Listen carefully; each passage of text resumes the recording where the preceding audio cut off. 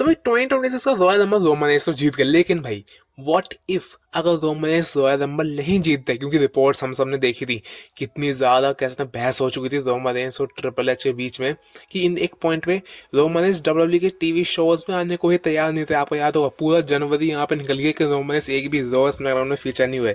तो एक्चुअली क्या होता है अगर रोमन रेंस रॉयल रंबल नहीं जीते, डिस्कस करते हैं इस वीडियो में तीन कह सकते हैं सिनेरियोज के साथ।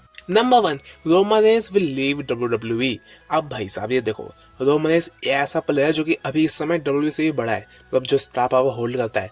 और रोमन रेंस को अगर तुम ऐसे ट्रीट करोगे तो कोई भी नहीं चाहेगा कि उसको कोई ऐसे ट्रीट करे। एक तो तुमने उसको 2 साल तक वैसे बर्बाद कर रखा था, ठुकाई करवा के, वो रोमन रेंस ने खुद ही कहा।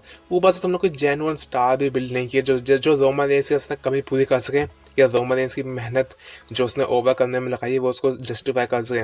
ऊपर से तुम रोमन रेंस को फिर से हरवा रहे हो कोडी रोड से, या फिर तुम फिर से उसको मेन इवेंट में नहीं डाल दे, चैंपियनशिप में नहीं डाल, तो बंदा क्या ही करेगा।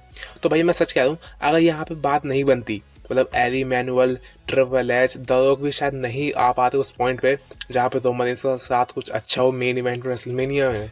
तो मेरे ख्याल से रोमन रेंस या तो ब्रेक ले लेते डब्ल्यूडब्ल्यूई से, तो पक्का छोड़ के चले जाते। तो मतलब यह तो खतरनाक चीज हो जाती। सेकंड है भाई, मेनिया का कार्ड चेंज हो जाता। अभी के मेन इवेंट कौन है? रोमन वर्सेस पंक और कोडी वर्सेस एंडी।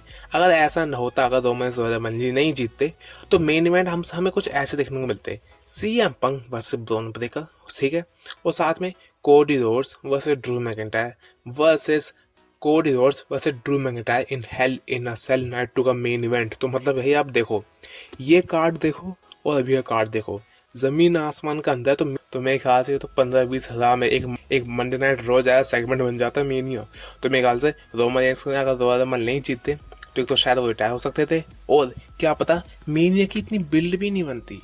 तीसरा है Roman Reigns versus Brock Lesnar. जी हाँ, अगर मान लो रोमन रेंस रॉयल रंबल नहीं जीतते तो वो शायद कोई भी वर्ल्ड टाइटल सीन में इन्वॉल्व नहीं होने वाले थे। तो एक ही चीज बचती है, Roman Reigns versus Brock Lesnar का मैच करना फोर्थ पता नहीं कितनी कितनी भी बार एट रेसलमेनिया, क्योंकि ये मैच सेंस ही बैठता है।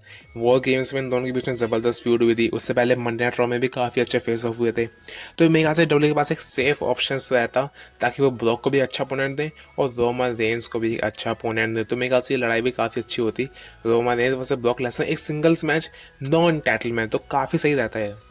तो भाई ये थे मेरे ऐसी 3 सिनेरियोज। अगर रोमन रेंस रॉयल रंबल नहीं जीते तो शायद ये सब चीजें हो सकती थी रोमन रेंस के साथ। बाकी आप बताओ कमेंट्स में आपको क्या लगता है, अगर रोमन रेंस रॉयल रंबल नहीं जीते तो क्या होता?